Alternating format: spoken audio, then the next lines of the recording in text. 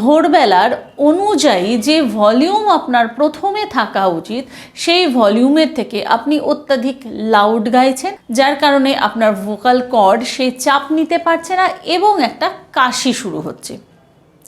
অর্থাৎ আমরা যদি ভোরবেলায় আপনি রেয়াজ করেন তাহলে গলাটা তো বসে রয়েছে, তো সেই বসা গলায় কি আপনি খুব জোরে জোরে কথা বলতে পারবেন? সেটা কি কখনো সম্ভব? একবার ভেবে দেখুন তো, যখন আপনি ঘুম থেকে প্রথম ওঠেন এবং কোনো কথা বলেন, সেই কথা বলার ভলিউম যদি আপনি লক্ষ্য করে থাকেন তাহলে আপনার নিজের অজান্তেই সেটা খুব কিন্তু সফট থাকে, খুব হালকা থাকে, ভলিউম কিন্তু অনেক ডাউন থাকে। কিন্তু যদি আপনি এই অবস্থায় রেয়াজে বসেন তখন কিন্তু আপনার এই বিষয়টা মাথায় থাকে না, তখন আপনি প্রথম সা এই ভলিউমটাই থ্রো করেন, কারণ আপনি জানেন আপনাকে খোলা গলায় গাইতে হবে।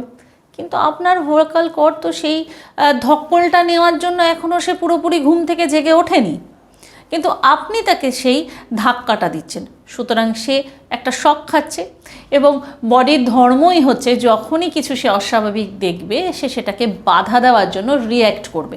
তো সেই রিয়্যাক্টই রেজাল্ট হচ্ছে কাশি শুরু হওয়া।